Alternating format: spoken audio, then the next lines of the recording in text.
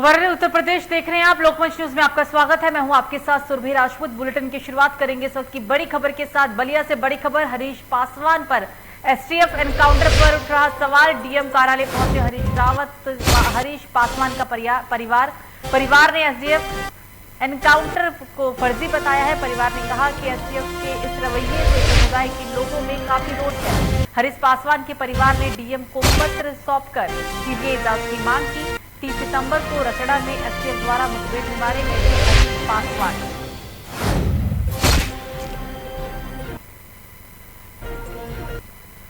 खबरों में आगे बढ़ेंगे, बात करेंगे चंदौली की। जिले चंदौली में एक जिला चिकित्सालय की डॉक्टर पर गंभीर आरोप लगे हैं।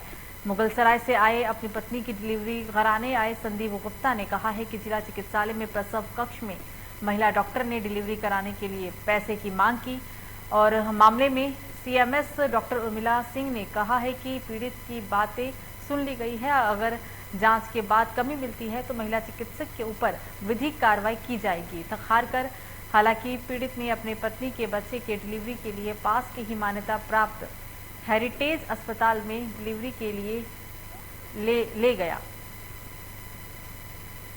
मामला है, उनको बुला के आपके सामने मीडिया करने के सामने उनसे पूछा है, तो जिसका उन्होंने कहा कि नहीं, ऐसा डिमांड नहीं किया गया था जी। सिस्टर द्वारा ये कहा गया था कि खुशी मत ना करिएगा, लेकिन ये भी गलत था, ना करना करेंगे और इनको एक चिट्ठी इशू की जाएगी, वार्निंग दी जाएगी कि इस तरह का पेंटिंग ना हो। क्योंकि हमारे माननीय मुख्यमंत्री जी की तरफ से, स्वास्थ्य मंत्री जी की तरफ से सारी व्यवस्था हमारे यहाँ की गई है, सारी दवा उपलब्ध है, सीजरिंग की व्यवस्था भी है। कमलापति में आए थे जी, क्या समस्या है? कमलापति में मैं 2 दिन से दौड़ रहा हूँ और ये दूसरा दिन है ये, और मैं वहाँ पे जाके जैसे एडमिट के लिए कहा गया था मुझे, तो मैं वहाँ पे गया और जी बताएं। अल्ट्रासाउंड के लिए मुझे कहा गया, ब्लड टेस्ट के लिए कहा गया, तो मैंने कराया। कराने के बाद एडमिट के लिए इन लोगों ने, सर और मैडम थी, वो बोले कि एडमिट के लिए अब जो है कि कर लीजिए। हम बोले ठीक है, एडमिट हम करा दे रहे हैं। उसके बाद हमको धीरे से जो है कि अंदर बुलाई हॉस्पिटल में, रूम में, तो बोले कि पैसे का डिमांड की। किस लिए पैसे मांग रही थी? ऑपरेशन के लिए। किसका ऑपरेशन होना है? मेरी मैडम का।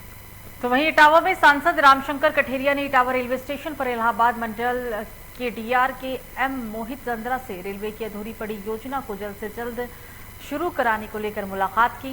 सांसद रामशंकर कठेरिया ने मुख्यतः स्टेशन परिसर में अन्य प्लेटफॉर्म पर आने जाने के लिए एक नया ब्रिज बनाने एवं बुजुर्गों के लिए स्वचालित सीढ़ियां यानी कि एक्सलेटर को लगाने की मांग प्रमुखता से रखी है।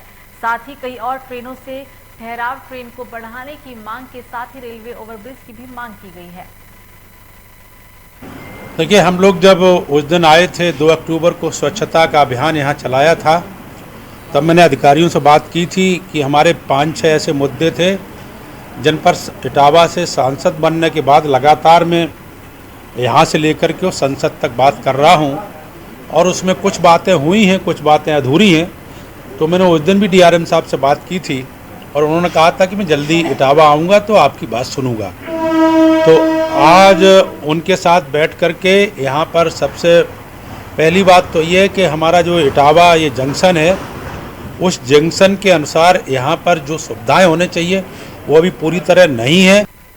तो ग्रेटर नोएडा में पुलिस को बड़ी कामयाबी मिली। मामला शहर थाना क्षेत्र का, जहां पुलिस ने एसटीएफ के साथ संयुक्त कार्रवाई करते हुए 25,000 के इनामी बदमाश को गिरफ्तार किया। साथ ही आरोपी के पास से पुलिस ने बाइक, अवैध हथियार समेत असलाहा बरामद किया। जानकारी के अनुसार अपराधी एक का लंबा आपराधिक रिकॉर्ड रहा है। फिलहाल पुलिस ने अपराधी को सलाखों के पीछे भेज दिया।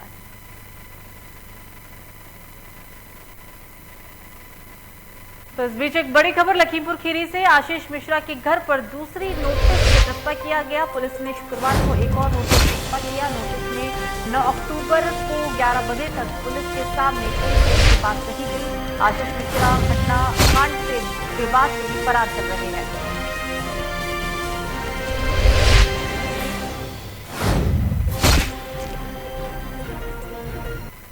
तो राजधानी लखनऊ से अगली बड़ी खबर। बीजेपी प्रदेश कार्यालय पर पत्रकारों से की बात, कहा घटनास्थल पर नहीं था हमारा बेटा, वो कार्यालय स्थल पर ही था। और उन्होंने ये भी बड़ी बात कही है कि उनका बेटा जब घटना हुआ तो वो घटनास्थल से 4 किलोमीटर की दूरी पर था, जहां पे कार्यक्रम किया जा रहा था।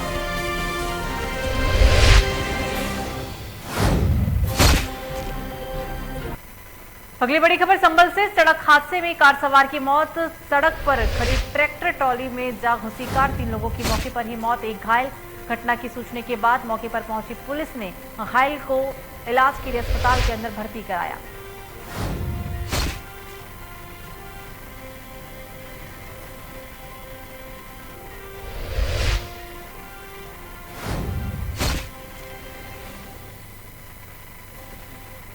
अगली खबर बहराइच से, जहां लखीमपुर हिंसा में मारे गए किसानों के घर पहुंचे समाजवादी पार्टी के राष्ट्रीय अध्यक्ष अखिलेश यादव। पीड़ित परिवार से मुलाकात कर उनके दुख को साझा किया।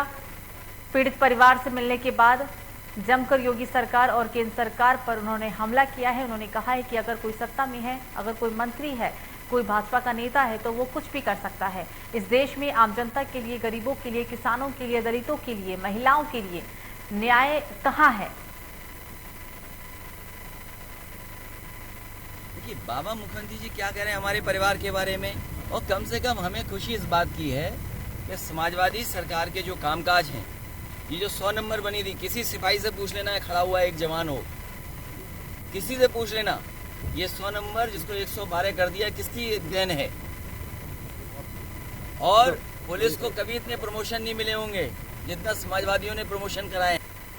अगली खबर मेरठ से, जहां मेरठ के वार्ड नंबर 30 के पार्षद जुबैर अंसारी की हत्या 1 महीने से ज्यादा हो चला है। गुहार लगाने के बाद भी मेरठ प्रशासन मामले का खुलासा नहीं कर पाया, जिससे नाराज होकर जुबैर अंसारी की पत्नी फातिमा अपने 4 साल के बच्चे के साथ national highway 235 Hapur road Zakir colony में धरने पर बैठ गईं। जिसके बावजूद भी वो अपने पति के लिए इंसाफ मांगने सड़क पर बैठ गई हैं। देखना ये होगा कि आखिरकार मृतक को इंसाफ कब तक मिलेगा। आपको पूरा घटनाक्रम बताना चाह रहा हूँ। दुर्भाग्यपूर्ण घटना है, बहुत ही गंभीर घटना है। परसों अपनी बेटी को परीक्षा दिलाने के लिए एक व्यक्ति जो है GIC तक लेके गए थे और लौट के इस व्यक्ति को अलग से अकेले जाना था। 4:30 बजे बताया जाता परीक्षा समाप्त हुई और ये घर पर लगभग 8-8 बजे पहुँची है। एक ई-रिक्शा में, जिस ई-रिक्शा वाले के द्वारा कथित रूप से बताया जा रहा है कि उसके द्वारा कहीं कोई बता रहा है तेज गड़ी और कुछ और जो व्यक्ति है वो बता रहे हैं कि गांधी आश्रम पर उसको पड़ा हुआ पाया। इन दोनों ही जगह हमारा पुलिस पिकेट रहता है और उसके बाद कुटी चौराहे पर उसको लेके गए। बताते हैं कि इस बच्ची ने ही जो है अपना फ़ोन नंबर उस रिक्शे वाले को बताया था, परंतु परिवार वालों का कहना है कि अचेत अवस्था में मिली। मैं आपको पूरा घटनाक्रम बताना चाह रहा हूँ। दुर्भाग्यपूर्ण घटना है, बहुत ही गंभीर घटना है। परसों अपनी बेटी को परीक्षा दिलाने के लिए एक तो मेरठ में अपराधों का सिलसिला लगातार जारी है। मामला शहर थाना क्षेत्र से, जहां पर एक सामूहिक दुष्कर्म की पीड़िता के इलाज के दौरान मौत हो गई। जानकारी के अनुसार 2 दिन पहले परीक्षा देकर स्कूल से बाहर आई 12वीं की कक्षा की पढ़ने वाली छात्रा को अगवा कर सामूहिक दुष्कर्म के बाद सड़क किनारे फेंक दिया गया था। मौत की खबर सुनकर मोर्चरी पर सैकड़ों की संख्या में भीड़ इकट्ठा हो गई, जहां परिवार और अन्य लोगों ने कार्रवाई की मांग को लेकर जमकर हंगामा किया। आपको पूरा घटनाक्रम बताना चाह रहा हूँ। दुर्भाग्यपूर्ण घटना है, बहुत ही गंभीर घटना है। परसों अपनी बेटी को परीक्षा दिलाने के लिए एक व्यक्ति जो है GIC तक लेके गए थे और लौट के इस व्यक्ति को अलग से अकेले जाना था। 4:30 बजे बताया जाता परीक्षा समाप्त हुई और ये घर पर लगभग 8-8 बजे पहुँची है। एक ई-रिक्शा में, जिस ई-रिक्शा वाले के द्वारा कथित रूप से बताया जा रहा है कि उसके द्वारा कहीं कोई बता रहा है तेज गड़ी और कुछ और जो व्यक्ति है वो बता रहे हैं कि गांधी आश्रम पर उसको पड़ा हुआ पाया। इन दोनों ही जगह हमारा पुलिस पिकेट रहता है और उसके बाद कुटी चौराहे पर उसको लेके गए। बताते हैं कि इस बच्ची ने ही जो है अपना फ़ोन नंबर उस रिक्शे वाले को बताया था, परंतु परिवार वालों का कहना है कि अचेत अवस्था में मिली।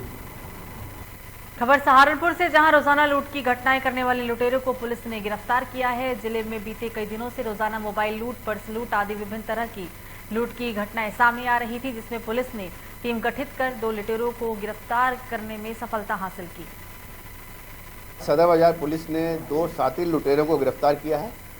इनके पास से दिनांक 5 अक्टूबर को एक श्रीमती शारदा त्यागी के साथ हुई लूट की घटना का सारा माल और उनका लूटा हुआ मोबाइल, चाबी आदि बरामद हुआ है। इनके पास से पहले की घटनाओं में कई मोबाइल जो इनके द्वारा लूटे गए थे वो भी बरामद। तो फिलहाल बुलेटिन में मुझे दीजिए इजाजत। लोकमंच न्यूज़ पर खबरों का सिलसिला जारी रहेगा। नमस्कार।